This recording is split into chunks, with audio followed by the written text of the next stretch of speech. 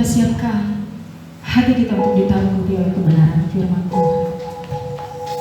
Terima kasih ya Tuhan. Terima kasih. Terima kasih Yesus. Hanya dekat rohmu, rasa tenang hatiku. Hanya dekat padamu Tuhan, ada kekuatan yang baru.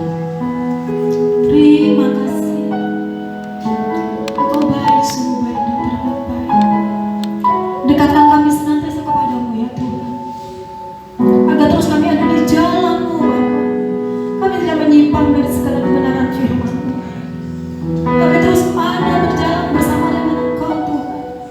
Hidup kami semakin indah, semakin diperbaharui ya Tuhan. Ini yang menjadi kerinduan kami dalam setiap hidup kami. Pagi ini Tuhan Engkau lawat kami semua ya Tuhan. Jadikan hati kami semua hati yang subur Tuhan. Terima kasih Tuhan. Bila hidup kami semakin berdampak Tuhan. Mari Bapa. Bila terus Roh Kudus Kau bekerja Tuhan pagi hari ini. Terima kasih Yesus.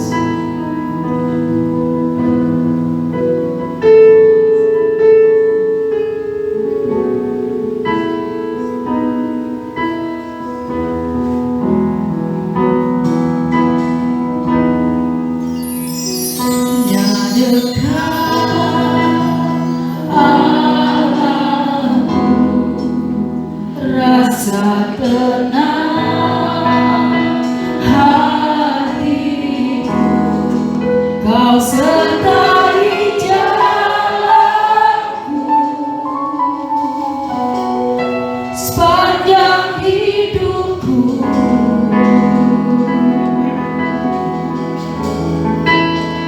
Hanya dekat padamu ada kekuatan baru. Kaulah perlindunganku,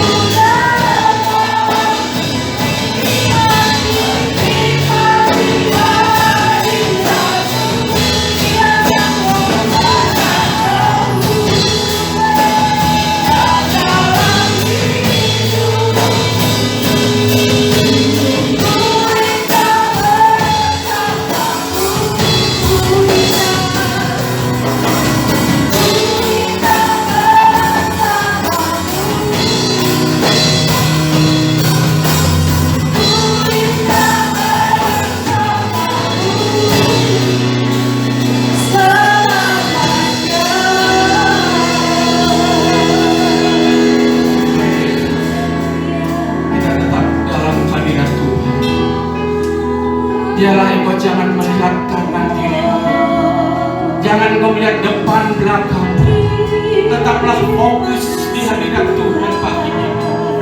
Biarlah roh Allah itu tinggal di dalam hati kita pagi ini. Semuanya fokus menyembah Tuhan. Mari kita sembah Dia. Arahkan hatimu kepada Tuhan. Tuhan ada di sini. Engkau bebas menyembah Dia.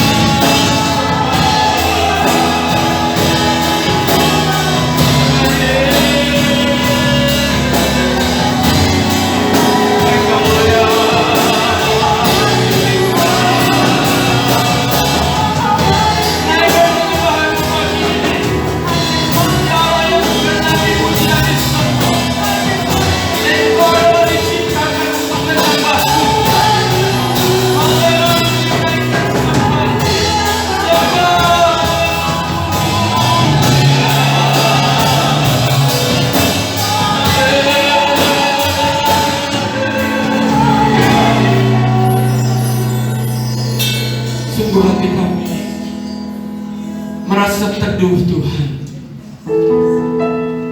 ketika Engkau melawat kami pagi ini Bapa. Kami yakin dan percaya jemaat Tuhan yang datang dengan berbagai persoalan, mereka dikuatkan oleh karena ada Tuhan di tempat ini.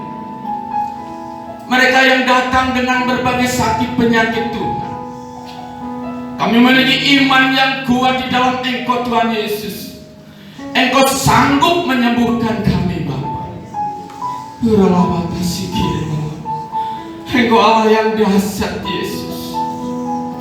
Engkau Allah yang patut kami sembah, satu-satunya Allah yang patut kami tinggikan dan kami muliakan.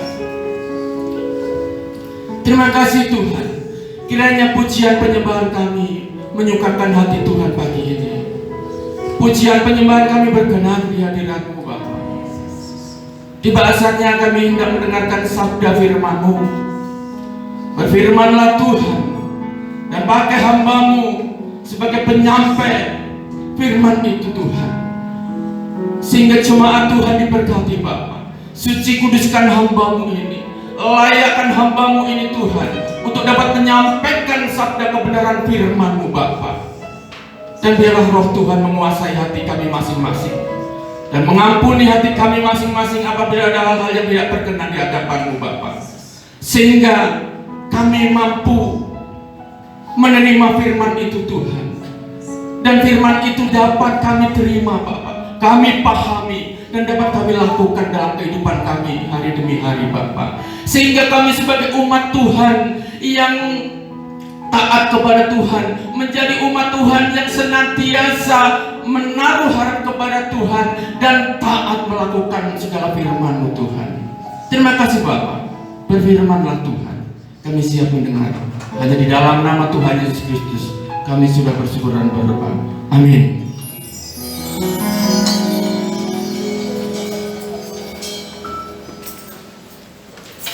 Salam jemaat Tuhan yang dikasihi Tuhan. Pagi ini saya sungguh bersuka cita diberi kesempatan untuk menyampaikan firman Tuhan. Masih dalam tema hidupku adalah penyembahan. Kalau beberapa minggu yang lalu saya telah sampaikan tema yang sama, biarlah pagi ini menjadi tema yang sama, namun dalam bagian yang kedua. Hidupku adalah penyembahan. Kita akan belajar bersama-sama. Kita buka dalam kitab Wahyu pasal yang pertama sampai pasal ke-11.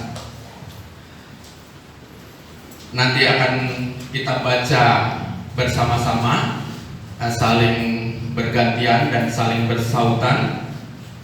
Saya ayat yang pertama, Bapak Ibu ayat yang kedua, dan seterusnya, dan ayat yang 11 kita baca bersama-sama. Wahyu pasal yang keempat, ayat yang pertama sampai ke-11, demikian firman Tuhan.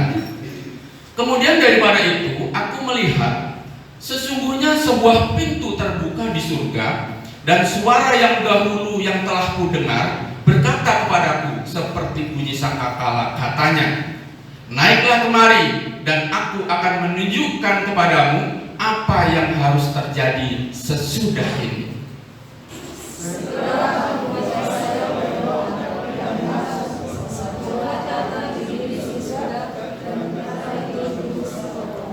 Dan dia yang duduk di tahta itu nampaknya bagaikan permata yaspis dan permata sardis, dan suatu pelangi melingkungi tahta itu gilang-gilang bagaikan zamrud rupanya. Dan sekeliling tahta itu ada 24 tahta, dan di tahta-tahta itu 24 kepala yang memakai pakaian putih dan mahkota emas di kepala mereka. Dan dari tahta itu keluar kilat dan bunyi guruh yang meneru, dan 7 obor menyala-nyala di hadapan tahta itu. Itulah ke-7 roh Allah. Dan di hadapan tahta itu ada roh kaca bagi pesta. Di tengah-tengah tahta itu di sekelilingnya ada pasang mata di sebelah muka dan di sebelah belakang. Adapun makhluk yang pertama sama seperti singa, dan makhluk yang kedua sama seperti anak lembu, dan makhluk yang ketiga mempunyai muka seperti muka manusia, dan makhluk yang keempat sama seperti burung nasar yang sedang terbang. Dan keempat makhluk itu masing-masing sayapnya 6, sekelilingnya dari sisi badannya penuh dengan mata, dan menyambi hati dirinya dekat berusia yang berkata, Kudus, kudus, kudus Tuhan Allah, yang Maha Kuasa, yang sudah ada dan yang ada dan yang akan datang. Dan setiap kali makhluk-makhluk itu mempersembahkan puji-pujian dan hormat dan ucapan syukur kepada Dia yang duduk di atas tahta itu dan yang hidup sampai selama-lamanya. Maka bersyukurlah kedua makhluk itu di hadapan Dia yang duduk di atas tahta itu, dan mereka menyembah Dia yang hidup sampai selama-lamanya. Dan mereka menyerahkan mahkotanya di hadapan tahta itu sambil berkata, Sama-sama ayat yang 11. Ya Tuhan dan Allah kami, Engkau layak menerima puji-pujian dan hormat dan kuasa, sebab Engkau telah menciptakan segala sesuatu, dan oleh karena kehendak-Mu semuanya itu ada dan diciptakan. Amin buat firman Tuhan. Bapak Ibu Saudara yang dikasihi Tuhan, ketika saya hendak menyampaikan firman Tuhan di kitab Wahyu ini, saya sangat berhati-hati ketika saya mempelajarinya. Karena apa? Di samping pada ayat pertama, pasal pertama ayat 3, coba ditayangkan ya. Di samping ada berkat atau belum ya? Oke, saya bacakan ya Wahyu pertama ayat yang ketiga. Berbahagialah ia yang membacakan dan mereka yang mendengarkan kata-kata nubuat ini dan yang menuruti apa yang telah tertulis di dalamnya, sebab waktunya sudah dekat. Meskipun dalam kitab Wahyu ini, ketika Bapak Ibu Saudara dan saya membaca, itu dikatakan berbahagia. Berbahagia dalam bahasa Yunani itu dikatakan makarios. Itu artinya malah diberkati, Bapak Ibu. Jadi ketika kita membaca, ketika kita mendengar dan melakukan, kita diberkati, Bapak Ibu. Tetapi Tetapi ada peringatan juga di pasal yang terakhir. Coba dibuka pasal 22 ayat 18-19. Makanya saya berhati-hati benar ketika mempelajari kitab Wahyu ini.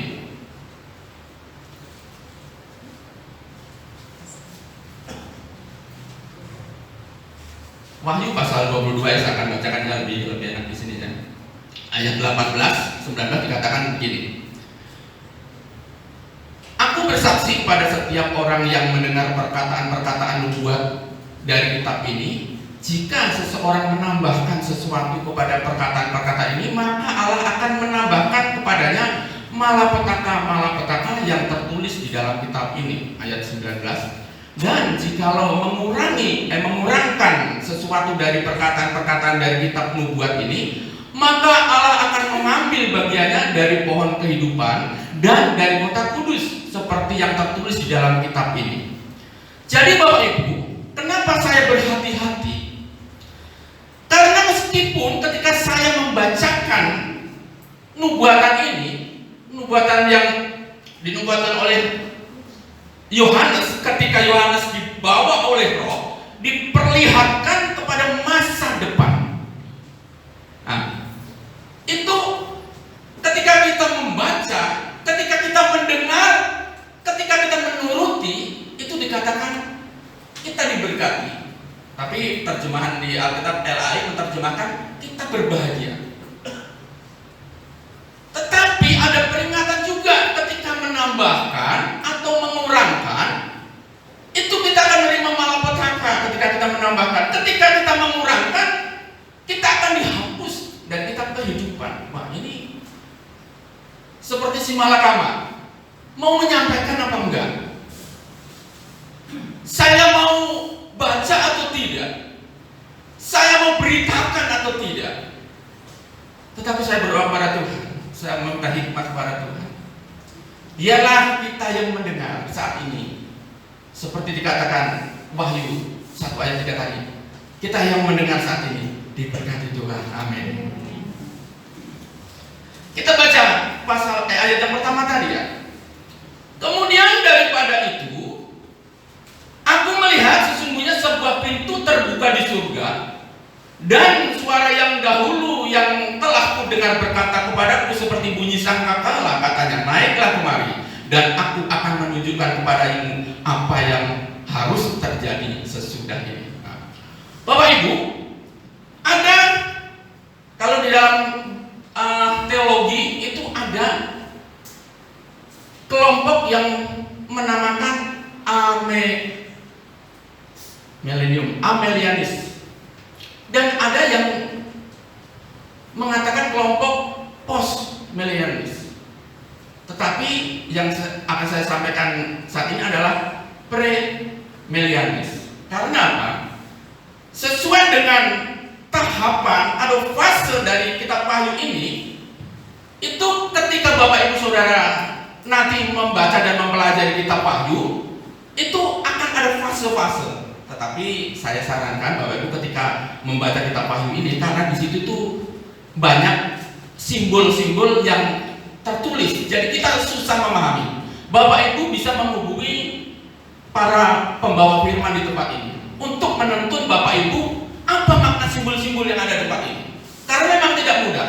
Kita sebagai hamba Tuhan, kita sebagai pencamai firman ini diharapkan menjadi ekspositor atau mengeksposisi firman, baik teks maupun konteksnya. Jadi tidak mudah Bapak Ibu. Jadi ketika Bapak Ibu membaca dan tidak paham, Bapak Ibu bisa menghubungi kami hamba Tuhan yang sebagai penyampai firman di tempat ini. Tetapi secara garis besar, Wahyu dikatakan ayat pertama tadi, kemudian daripada itu, ayat yang pertama tadi masih dikerja. Kemudian daripada itu, awalnya dan ditutup terjadi sesudah ini. Ini tidak menandakan karena pasal 1, 2, 3 yang awal itu peringatan kepada jemaat-jemaat. Di situ ada 7 jemaat mewakili dari jemaat-jemaat yang ada saat ini. Peringatan bagi seluruh jemaat Tuhan atau gereja-gereja, bagaimana kita bisa masuk ke dalam kerajaan surga. Karena berbicara kitab Wahyu Ini adalah nubuatan mengenai eskatologi. Eskatologi itu adalah pembahasan mengenai zaman akhir zaman, atau kalau saudara-saudara kita yang sedang hari kiamat. Nah, kelihatannya menakutkan, tetapi Bapak Ibu tenang saja. Hari kiamat, akhir zaman itu sesungguhnya tidak menakutkan. Karena apa? Nama kita semua sudah tercatat di surga. Jadi jangan kita nanti akhir zaman seperti ini. Nah, saya menjadi tenang melihat dunia ini kan semakin kacau balau. Makin kacau balau. Baik keamanan, ekonomi, sosial, budaya, norma-norma sudah dilanggar. Kita menjadi takut ketika kita berbicara akhir zaman atau hari zaman akhir itu. Tetapi saya katakan, ketika kita membaca kitab Wahyu, kita akan menjadi tenang. Dan fasenya adalah seperti berikut, Bapak Ibu. Sebelumnya peringatan untuk jemaat-jemaat, dan pasal 3 itu peringatan yang terakhir kepada jemaat Philadelphia itu, engkau telah berpegang firman-Ku dan peganglah itu. Artinya apa? Peringatan bagi kita semua untuk pegang firman Tuhan, supaya kita dapat masuk. Karena kata kemudian daripada itu menggunakan kata metatauta. Metatauta itu artinya gini loh.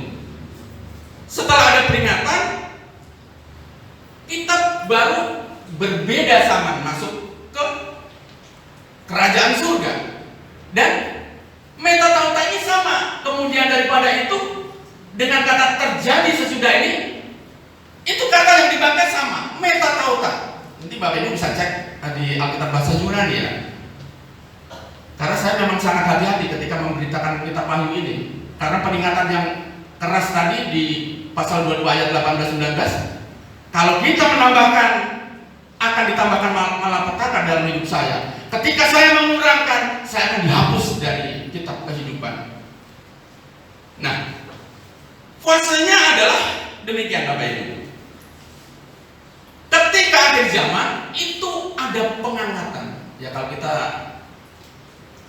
sampai akhir zaman nanti masih kita bertahan, kita belum dipanggil Tuhan, itu kita yang setia diangkat. Bisa saja antara saya dengan Bu Sansan, ketika Bu Sansan nanti setia saya tidak, Bu Sansan diangkat, saya ketinggalan. Itu peringatannya dalam Wahyu 3 ayat Wahyu pasal 3 terhadap jemaat Philadelphia, dan terakhir kepada jemaat Laodikia dikatakan itu, jemaat Laodikia sudah diperingatkan. Engkau tidak dingin, engkau tidak panas, kalau engkau suam-suam sukuku akan dimuntahkan.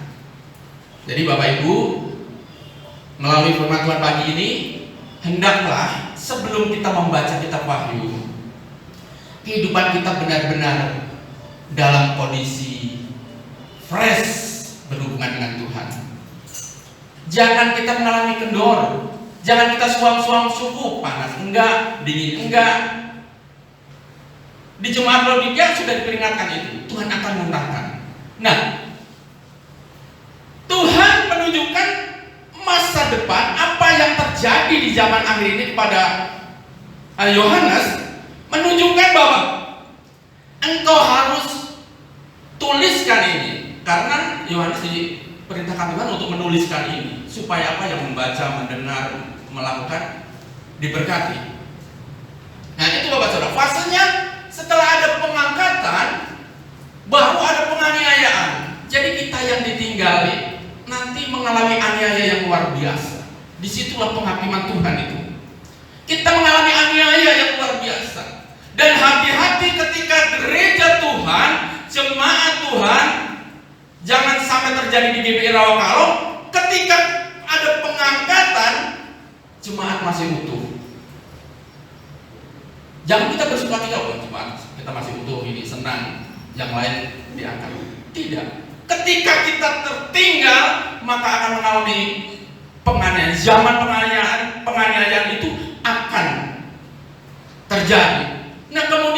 zaman penganiayaan, iblis ditangkap, iblis dipenjarakan, dibelenggu, baru kita yang tadinya naik ke surga itu bersama-sama dengan Tuhan memimpin di dalam kerajaan 1000 tahun di bumi ini.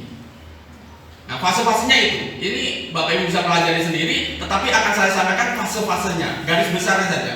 Nah, zaman 1000 tahun ini kita bersama dengan Tuhan, dan kita lihat, kita dapat mahkota, itu menandakan mahkota itu adalah kita berhak memimpin di kerajaan 1000 tahun itu.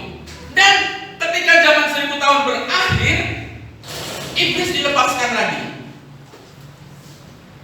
Tetapi iblis menganiaya lagi atau menghasut atau membuat orang-orang kudus ini supaya sesat. Tetapi iblis kemudian ditangkap lagi, dan itulah akhir zaman nanti yang sesungguhnya. Iblis dilemparkan kepada lautan api yang menyalanya, lautan api kekal. Dan sejak itulah ada kekekalan. Ada bumi baru, langit baru, Yerusalem baru. Karena kalau dalam kitab Kejadian, bumi segala macam, matahari, bulan, bintang diciptakan. Tetapi pada akhir zaman, bumi, matahari semua akan dihancurkan, dilenyapkan. Dan kekekalan itu nanti adalah langit yang baru dan bumi yang baru. Dan dikatakan Yerusalem yang baru. Itu ada kekekalan. Kita bersama dengan Tuhan di dalam kekekalan. Kita dikatakan menjadi mempelai-mempelainya Tuhan. Nah, ini garis besarnya saja Bapak Ibu. Bapak Ibu bisa baca sendiri, dan tadi saya sudah sampaikan ketika Bapak Ibu merasa bingung karena banyak simbol-simbol. Kitab Wahyu itu adalah kitab yang ke-66.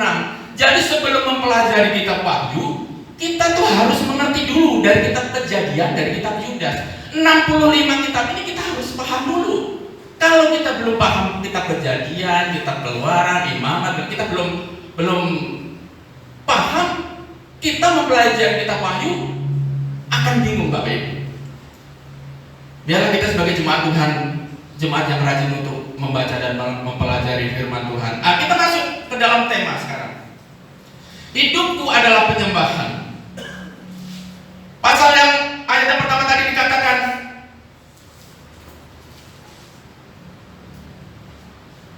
sesungguhnya sebuah pintu terbuka di surga, dan suara yang dahulu yang telah kudengar berkata kepadaku seperti bunyi sangkakala, katanya, naiklah kemari dan aku akan menunjukkan kepadamu apa yang harus terjadi sesudah ini. Ketika pintu terbuka, Yohanes diperlihatkan pemandangan akhir zaman itu akan seperti ini. Nah, pintu terbuka itu sudah dikatakan Tuhan Yesus sewaktu masih ada di bumi. Akulah pintu. Jadi ketika kita masuk dalam surga harus melalui Yesus dulu, Bapak Ibu. Akulah pintu. Tuhan Yesus katakan, akulah jalan, kebenaran, dan hidup. Jadi ketika kita nanti masuk ke dalam surga, itu ada pintu yang harus kita lalui, yaitu melalui Tuhan Yesus sendiri. Kemudian apa yang terjadi di surga? Ada apa sesungguhnya di surga itu? Saya akan bacakan ayat 2 sampai ayat yang keempat ya.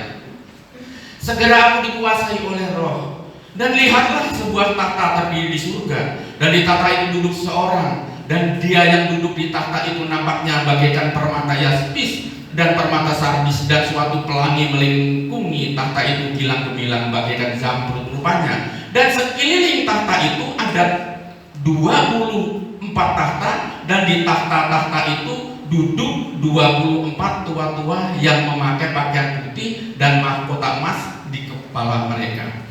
Bapak Ibu, ketika Yohanes melihat di surga itu, pemandangannya di situ di takhta itu berdiri Allah Bapa, Allah Putra, dan Roh Kudus. Dituliskan oleh Yohanes seorang, karena Yohanes tidak bisa membedakan mana Allah Bapa karena dilingkupi oleh suasana yang gilang gemilang. Ada pelangi yang melingkupi di situ bagaikan permata. Jadi yang nampak hanya keindahan. Disitulah tata Allah. Dan Tuhan Yesus juga Roh Kudus bertata di situ. yang lain. Ada dua, dikatakan ada 24 tahta. Dan sekeliling tahta itu ada 24 tahta, dan di tahta-tahta itu duduk 24 tua-tua yang memakai pakaian putih dan mahkota emas di kepala mereka. Jadi di surga nanti itu sudah tidak ada kata jemaat atau kata gereja, karena kalau di dalam perjanjian baru kan jemaat atau gereja itu menggunakan kata eklesia. Di sana tidak ada. Yang ada adalah tua-tua, penatua-penatua, dan duduk di 24 tahta. Itu berbicara ketika kita masuk di dalam kerajaan surga, kita diberikan tahta untuk ikut bersama Tuhan menghakimi. Paulus tuliskan di 1 Korintus 6 ayat 3, kalau bisa diklik silakan. Itu kita akan bersama-sama dengan Tuhan menghakimi, dan di situ ada tahta-tahta.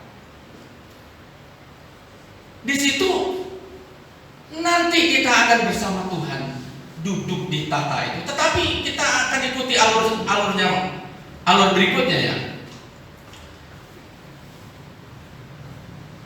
Ketika kita melihat keadaan di surga,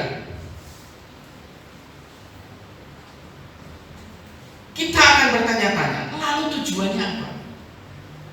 Kita baca ayat 8. Dan keempat makhluk itu masing-masing bersayap 6 sekelilingnya, dan di sebelah dalamnya penuh dengan mata. Dan dengan tidak berhenti-hentinya mereka berseru siang dan malam, Kudus, kudus, kuduslah Tuhan Allah yang Maha Kuasa, yang sudah ada, dan yang akan datang. Semua makhluk di surga, kalau dalam perjanjian lama dikatakan serafim yang memiliki sayap, itu menyembah, memuji Tuhan di surga. Makanya beberapa minggu yang lalu dalam Yohanes 4 ayat 23 dikatakan Allah menghendaki penyembah-penyembah yang benar. Menghendaki terjemahan di LAI, tapi kalau di terjemahan bahasa Yunaninya itu Allah itu mencari, bahasa Inggrisnya itu seek, mencari, terjemahannya aja mencari penyembah-penyembah yang benar. Nah, sampai detik ini Tuhan ini sedang mencari penyembah-penyembah yang benar. Karena di surga nanti itu malaikat-malaikat surga, makhluk-makhluk surga itu semua memuji Tuhan, menyembah Tuhan. Lalu ayat ke-9 ke-10 saya akan bacakan.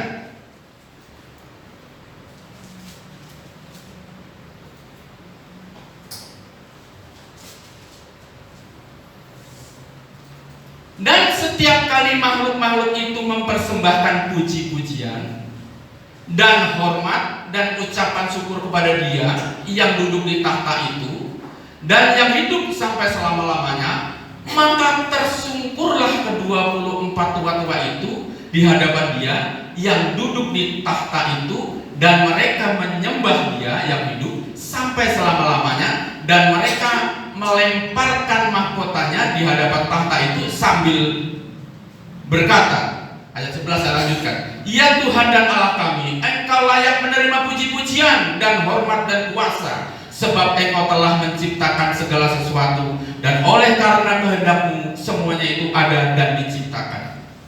Bapak Ibu, di surga semua makhluk, dikatakan makhluk hidup di sini, baik malaikat, serafim, semuanya memuji dan menyembah Dia. Nah, yang jadi pertanyaan gini, kan ketika kita berada di bumi, orang sering berkata, tidak semua orang yang berbicara surga itu masuk ke dalam surga. Tetapi pagi ini saya hendak bertanya kepada Bapak Ibu Saudara, mengapa kita mau masuk ke surga? Apakah supaya kita tidak masuk neraka? Saya lemparkan ke Bapak Ibu Saudara dan saya juga, karena firman ini bermata dua, untuk Bapak Ibu juga untuk saya. Jadi bukan untuk Bapak Ibu saja, tetapi untuk saya juga. Pertanyaannya adalah, mengapa Bapak Ibu Saudara dan saya ingin masuk surga. Di surga adanya pujian, penyembahan kepada Sang Pencipta. Ayat 9 dikatakan, dan setiap kali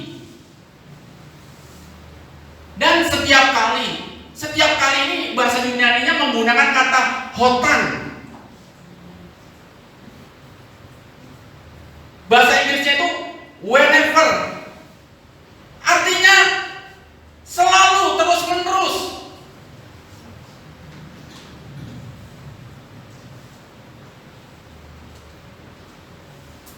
Di surga itu adanya pujian. Sebagian besar itu makhluk-makhluk surga itu aktivitasnya itu memuji, menyembah Tuhan. Nah, pertanyaannya kepada Bapak Ibu, Saudara dan saya, mengapa Bapak Ibu dan Saudara ingin masuk surga? Jangan-jangan ketika Bapak Ibu Saudara melihat di surga ini adanya pujian dan penyembahan, Bapak Ibu jadi batal ingin masuk surga. Jadi nggak ingin lagi. Karena ada kepercayaan lain. Saya nanti masuk surga biar dapat 7 bidadari. Ketika saya baca kitab Wahyu, gimana ya bidadarinya ya? Saya nggak menemukan, Bapak.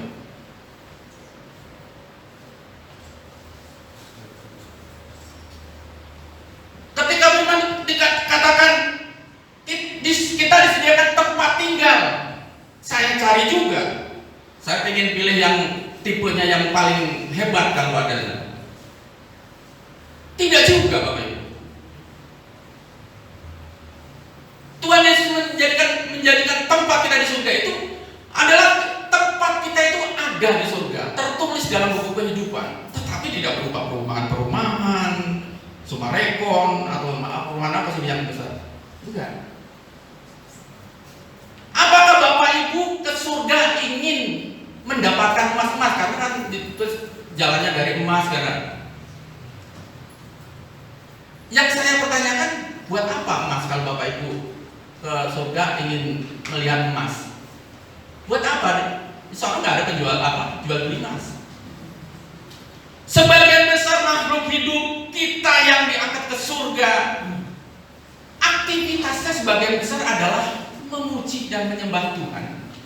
Nah, ketika pertanyaan ini saya sampaikan kepada Bapak Ibu, Saudara dan saya, adakah keinginan Bapak Ibu ke surga menjadi batal? Nah, itu pertanyaannya. Karena di surga itu pun memuji, menyembah. Kalau Bapak Ibu tidak membiasakan diri untuk memuji dan menyembah Tuhan, Bapak Ibu ketika masuk surga melihat orang yang memuji dan menyembah Tuhan, jangan-jangan Bapak Ibu ingin keluar lagi. Jangan-jangan Bapak Ibu membatalkan diri untuk masuk. Saya keluar aja. Ini bukan komunitas saya. Minggu lalu saya sudah sampaikan, Allah mencari penyembah-penyembah benar. Di LAI itu tuliskan menghendaki, tapi nggak masalah. Artinya sama. Tuhan menghendaki kita menjadi penyembah-penyembah dan yang benar. Nah, ayat 10 malah seperti ini, Bapak Ibu.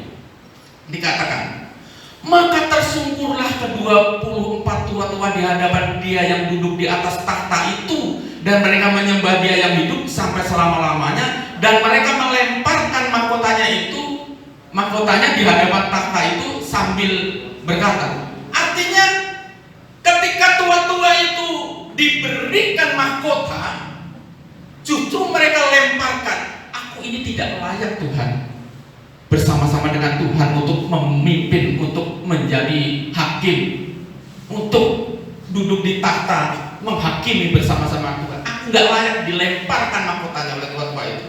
Tua-tua itu adalah wakil-wakil jemaat. Ketika kita nanti diangkat ke surga menjadi tua-tua, kita diberikan mahkota, memakai baju putih. menandakan kita ini siap menghakimi para malaikat-malaikat Tuhan. Seperti dituliskan oleh Rasul Paulus di 1 Korintus 6 ayat 3 itu. Kita nanti ini loh bersama Tuhan menghakimi malaikat-malaikat. Karena setan-setan itu kan ada malaikat-malaikat dan pemulung-pemulung. Nah, nanti anak buah itu kita yang semua yang menghakimi Bapak Ibu. Tetapi aktivitasnya di sana adalah memuji dan menyembah Tuhan. Tua-tuanya tersyukur menyembah Tuhan. Nah, kata menyembah juga sama artinya dengan yang kita bahas minggu lalu, menggunakan kata proskuneo dari kata kerja kuneo, dan kata dasarnya adalah kuon. Artinya ada suatu keintiman, karena kuon itu artinya adalah anjing yang menjilat mencium tangan tuannya. Di samping kita ada kedekatan dengan Tuhan, tua-tua ini menyadari dia ini diciptakan. Ayat 11 tadi kita baca, kita ini semua diciptakan dalam rencana Tuhan. Artinya saya ini nggak layak, saya cuma ciptaan Tuhan. Nah, ketika kita menyembah Tuhan, kita sujud tersungkur di hadapan kaki Tuhan, itu menandakan kita ini loh cuma ciptaan, nggak layak dapat mahkota. Tetapi memang Tuhan janjikan kita akan dapat mahkota. Tuhan yang menjanjikan kita akan bersama-sama dengan Tuhan untuk memerintahkan, untuk memerintah di dalam kerajaan Tuhan dan kerajaan 1000 tahun nanti di zaman milenium. Nah, kembali ke pertanyaan tadi. Kalau kita sejak dari bumi ini nggak siap untuk memuji dan menyembah Tuhan, saya abaikan perkataan-perkataan atau pendapat-pendapat para polemikus bahwa menyembah itu seperti apa. Saya abaikan itu. Tetapi saya sesuai dengan firman Tuhan bahwa di surga nanti ada pujian dan penyembahan. Dan dikatakan hotan itu artinya sebagian besar waktunya digunakan untuk memuji dan menyembah Tuhan. Whenever, kapanpun. Jadi nanti kan di sana tuh nggak ada matahari, nggak ada bulan di dalam langit baru dan bumi baru nanti, karena matahari semua sudah dihancurkan. Adanya bumi yang baru, bumi ini nanti hancur semua. Nah, tidak memerlukan matahari karena cahaya ilahi itu sudah menerangi seluruh bumi yang baru dan langit yang baru itu. Dan kita akan bersama-sama hidup di dalam kekekalan nanti. Nah, cuman yang jadi pertanyaan tadi kembali. Keputusannya ada saat ini Bapak Ibu. Ketika firman Tuhan ini saya sampaikan kebenarannya, saya takut mengurangi karena saya akan dihapus dari kitab kehidupan dalam pasal 22 ayat 18-19 tadi. Saya takut kalau mengurangi. Oleh itu saya sampaikan, di surga nanti sebagian besar waktunya digunakan untuk memuji dan menyembah Tuhan. Apakah Bapak Ibu siap nanti masuk surga? Jadi ketika motivasi kita salah, ketika kita tidak membaca kitab Wahyu bahwa saya masuk surga supaya ditemani 7 bidadari, Bapak Ibu akan kecewa. Saya yakinkan seyakin-yakinnya, Bapak Ibu ketika disuruh masuk ke surga, Bapak Ibu ingin keluar lagi.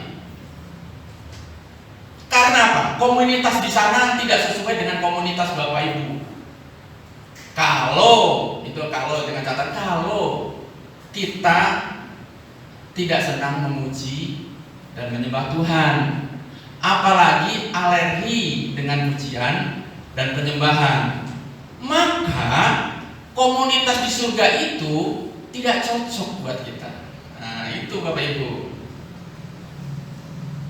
Saya tidak akan menambahkan, karena kalau ketika menambahkan, peringatannya juga sama. Tuhan akan memberikan malapetaka kepada saya. Jadi apa yang tertulis ini saya sampaikan ke Bapak Ibu pagi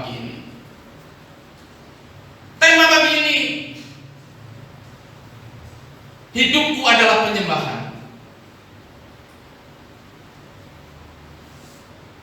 Ingin mengajar kepada kita supaya ketika kita masuk ke dalam kerajaan surga, kita benar siap-siap bahwa kita adalah makhluk atau ciptaan yang kesukaannya adalah memuji dan menyembah Tuhan.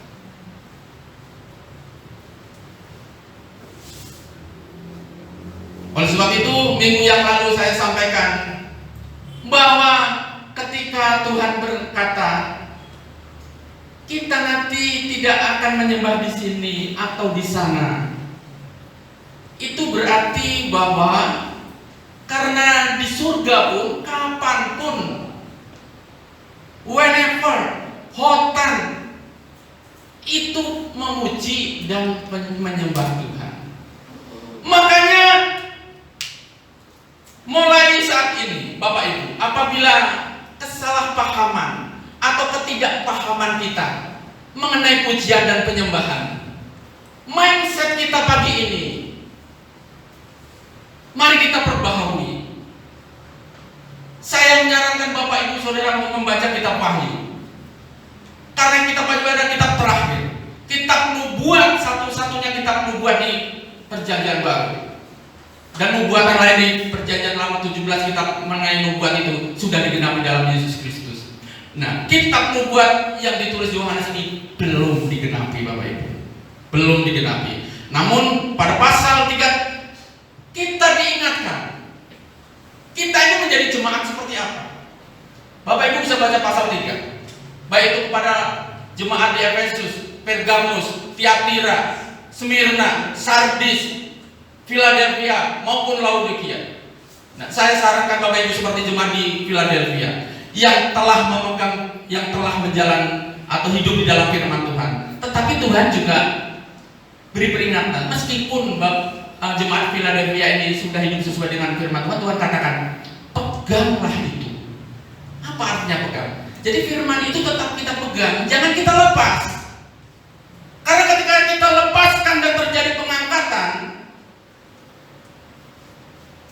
di sini mungkin banyak jemaat, kita berharap semuanya diangkat, terangkat di surga, supaya kita tidak mengalami penyesalan, kita tidak mengalami penganiayaan, tidak mengalami penghakiman, karena kita bersama-sama terangkat ke surga.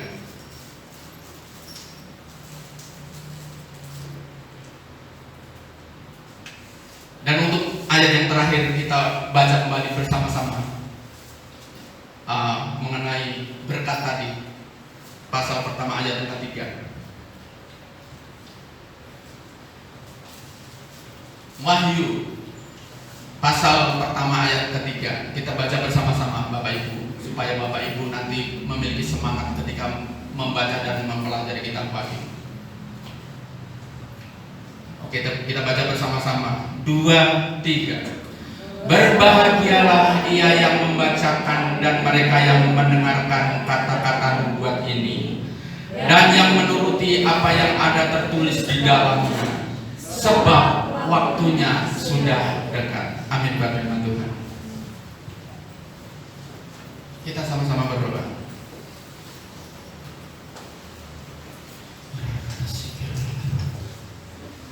Kami bersyukur Tuhan. Kami bersyukur Tuhan. Pagi ini firman-Mu mengingatkan kami Bapa, bahwa zaman ini akan berakhir, kehidupan ini akan berakhir,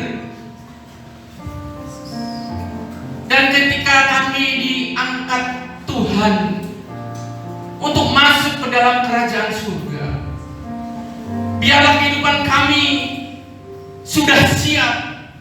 Kami memiliki kehidupan yang penuh pujian dan penyembahan kepada Tuhan, sehingga pujian dan penyembahan itu Tuhan, kami sadari benar bahwa kami ini adalah manusia hanya sebagai ciptaan Tuhan, dan sudah selayaknya kami memuji dan menyembah Engkau Tuhan. Terima kasih Engkau telah mengingatkan kami di dalam kitab Wahyu ini Bapa, agar kami memiliki kehidupan pujian dan penyembahan. Dan biarlah pujian penyembahan itu kami lakukan senantiasa dalam kehidupan kami, kapanpun dan dimanapun. Karena ketika Engkau menunjukkan kepada kami kehidupan di surga, bahwa di surga pun kehidupan kami adalah memuji dan menyembah Tuhan. Terima kasih Tuhan. Kiranya firman Tuhan pagi ini memberkati seluruh jemaat Tuhan. Dan kami sekalian boleh menyadari, kami ini diciptakan untuk memuji dan memuliakan Tuhan. Terima kasih Bapa, kami sudah mendengarkan firman-Mu, dan kami bersyukur dan berdoa di dalam nama Tuhan Yesus Kristus. Haleluya. Amin.